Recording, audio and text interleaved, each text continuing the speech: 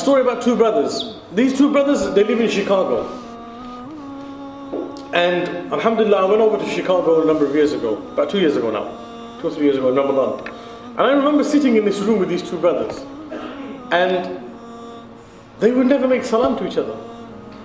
Never ever make salam to each other. And I used to wonder, like, guys, how do you do this? And I'd crack jokes between both of them. I'd pick on him and then I'd pick on him as well. And he'd just smile when his brother's getting caned. And the other one would be like, yeah, as well. And they would never actually communicate with each other. Little did any of these guys know that a day would come in their lives where they would regret this.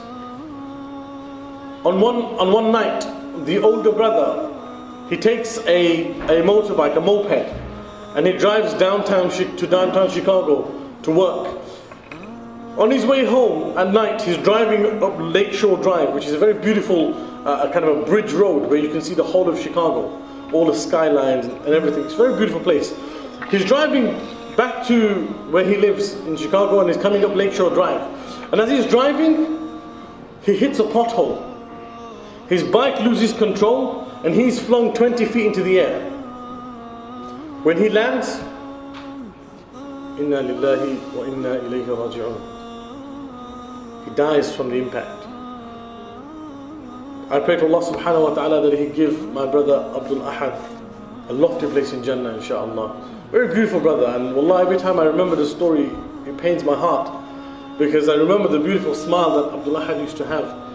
And there are people in this gathering today who knew Abdul Ahad, including Mufti Sahib, who'll be here in a little while, inshaAllah, who know these people personally. I met these guys just that once in Ramadan, and wallahi, they were such beautiful people. They left an amazing mark on myself.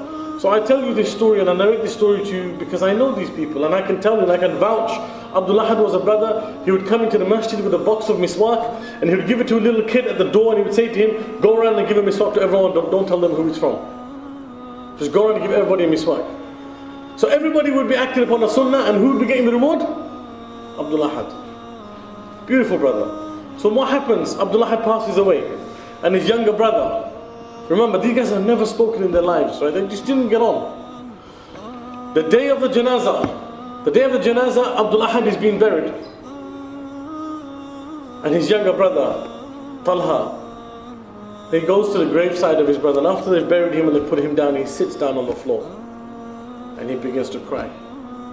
And he cries so much. He cries so much that the family are asking him now, look, everything is done, Talha, we need to go home. Talha's not listening. Another sheikh from the locality goes and he asks him, please, Talha, we need to go home now. Talha says, leave me alone. Until he becomes so stubborn that the family then requests Mufti Hussain to go in and speak to him. So Mufti Hussain goes up to him and he sits next to him and says, Talha, we need to leave. And Talha looks at Mufti Sahib and his face is wet from the tears. He looks at Mufti Sahib and he says, Mufti Sahib, please let me stay here. I just want to spend time with Ahad because I never spent any time when he was alive. I want to spend time with him. The Mufti Sahib put his arm around Talha and he said, Talha, come on, we need to go. And then Talha said to him, Mufti Sahib, please, I want to hug him. Just one hug. That's all I'm asking for. This is why I say to you, subhanAllah, a day will come in our lives, wallahi, when we will regret the ni'mah that Allah gave us. Man is so stupid. Man is so silly. Man is such an idiot. Man does not want to change. Man does not want to take a lesson from these things. Right? I remember this story, wallahi, and it brings tears to my eyes. A day come in my life, imagine I died, or one of my brothers died. You know, when's the last time I told my brother that I loved him? When's the last time you went home and you told your brother or your sister that you loved them? So I ask you this question, as a brother, when's the last time you showed some love to your own brother?